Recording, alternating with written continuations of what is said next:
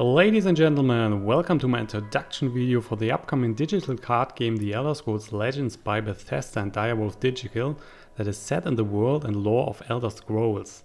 This video will provide you with a detailed overview of the game, and I hopefully can cover most, if not all, of your basic questions regarding the game. If you feel that something is missing, use the comment section below the video and I will try to answer it all. While the game is still in the closed beta for now, I will cover as much as possible, so check back regularly to my channel or consider a subscription to never miss any more content. So much for this little introduction, and now let's have a look at the game. Similar to its competitors, The Elder Scrolls Legends features turn-based matches between two opponents. Every player is represented by a hero, starts with 30 health, and over the course of the game you are trying to reduce the life of your opponent until he reaches 0 and dies. To achieve this goal you have various tools in hand and can choose between creatures, spells and equipment. Every turn your Magica, which is basically mana, increases, so you are able to put out stronger cards with more devastating effects. You can build your deck of cards out of a combination of 5 different colors, called attributes in the game, and are allowed to put in either a mix of 2 colors or only a single color into the deck. So unlike in Magic the Gathering, you can't play heavy multicolor decks with more than 2 colors, but the mixing allows for a wider diversity than, for example, in Hearthstone. You are also free to go when it comes to choosing your size of the deck.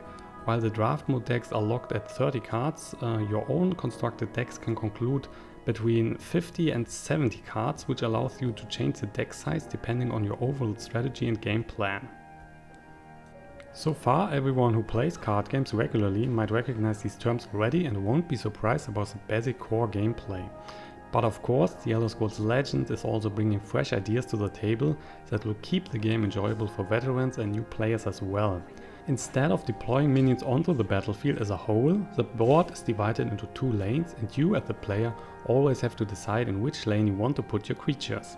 In general, your minions can only attack your opponent's minions in the same lane, so adding a second lane increases the complexity of the game. Furthermore, lands can have different effects that will influence minions played into these lanes. The effect can differ a lot in the single player campaign and arena modes, allowing for a wide diversity in various gameplay scenarios. In one game you face a shadow lane that will make minions unattackable for 1 turn, while in another game you might get a random equipment whenever you play a minion into the lane. Allowing for different lane effects, challenge your deck every time in a new way and definitely increases the long-term appeal of the single player content. In the games against real human players, the lanes are currently locked to a shadow lane and a normal lane. But even in these games, the addition of a second dimension alters the gameplay and strategy in the deck building a lot. So personally, I'm definitely a fan of the 2 lanes, and an increase in strategic decision is always most welcome. Additionally to the 2-lane concept, The Elder Scrolls Legends also implement another great idea that was used in a similar way in the now discontinued paper card game Duel Masters. Every hero starts the game with 5 so-called runes, and runes will break whenever you go under a specific amount of health for the first time in a game. So you will lose a rune at 25 health, at 20 health and so on. When a rune breaks for you, you will not only draw a card, but it is also the time for the prophecy mechanic in the game.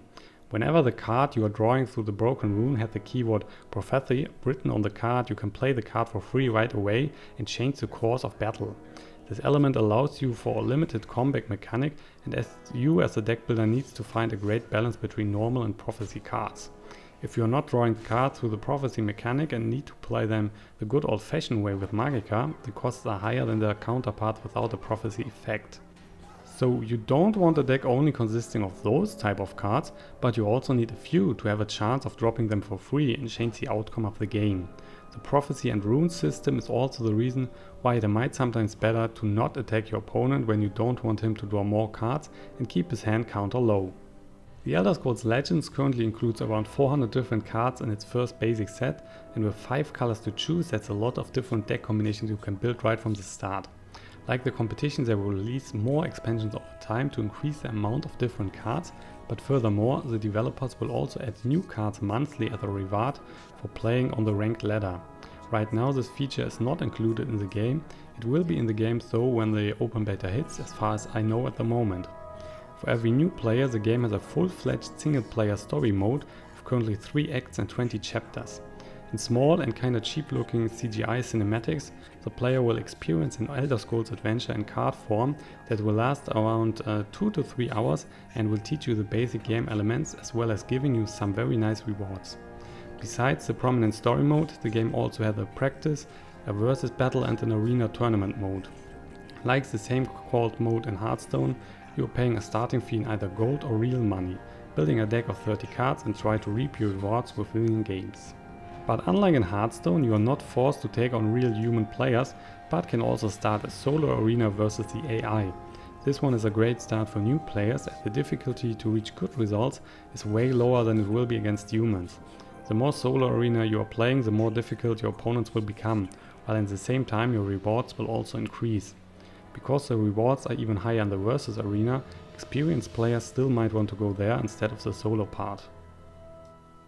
Like every other company in the world, Bethesda wants to make money with their game. But how bad is the free-to-play aspect of Legends and how is it compared to the most prominent competitor, which is Hearthstone? Let me put it straight at the beginning of this segment. The game is one of the best free-to-play card games experience I had in a long time, and for this alone should have your attention.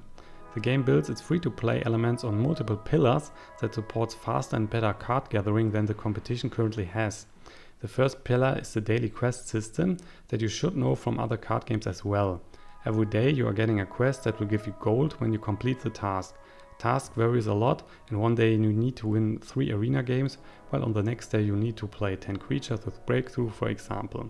Most quests will give you 40 to 50 gold, a booster pack will cost you 100 gold, while the arena costs 150 gold.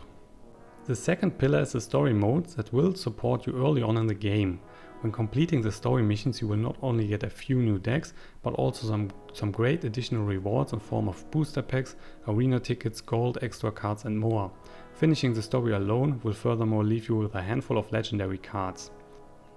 As a third pillar, the developers decided to implement rewards while leveling up. Every game you are playing increases your overall account level, and with the level up you will again earn different rewards like gold or booster packs. Furthermore, you will also level up your basic cards into stronger ones. These 3 pillars are the groundwork for your free-to-play experience, but that won't be enough for me to say that the system in this game is really generous. So in addition to those 3 pillars, the rewards you are getting while playing in the versus battle or arena mode might make you really jealous if you're playing other card games with way less incentive to play. Let's start with the versus battle stuff. In this mode you will earn a reward every 3 wins. This is similar to Hearthstone, but while you are getting a measly 10 gold per 3 win in that game, the Elder Scrolls Legend will give you a random reward between 15 and 40 gold and also an additional card. These cards are rare or better, so you are basically getting half another booster pack on top of the gold, which is super great and 3 to 4 times more than you would get in a game like Hearthstone. Furthermore, you will also earn up to 3 copies of 3 cards every month on the ladder as a season reward. The arena mode on the other hand needs to be divided into the solo and versus arena. The solo arena is in the beginning way easier and you should get your 9 wins without a big hassle. As a reward you will get in general around 2 boosters, 80 to 130 gold, 50 to 100 soul scams to craft cards and additional rare or better card. So you can go nearly infinitive with the solo arena draft mode and grind a solid collection quite easily. The versus arena is even more generous and you can expect to take down up to 3 booster, around 150 gold, some soul gems and an additional rare or better card if you are able to win 9 games. All in all, the rewards feel pretty great, and if you don't want to spend any money on a digital card game, the Elder Scrolls Legends is by far the best solution currently available. Although the game is in an early stage at the moment with only one set released and still in closed beta, it already feels pretty good. The gameplay mechanics are fine-tuned, the content plenty and the reward system a blast. I'm not a huge fan of the overall card look and I would also like to see more or different battlefields, but the game is already high on my gameplay list in its current form. If Bethesda is going to support this game heavily, the current market leader Hearthstone will get a strong competitor and maybe this will also lead to some improvements there. One can hope that the clown casino variants in Hearthstone will be reduced one day. But anyway, Elder's Legend is a great game and you should check it out when the open beta hits or join the closed beta right now on their website. If you liked the video, don't forget to subscribe to my channel and give me some feedback. More Elder videos are on the way, guys. See you!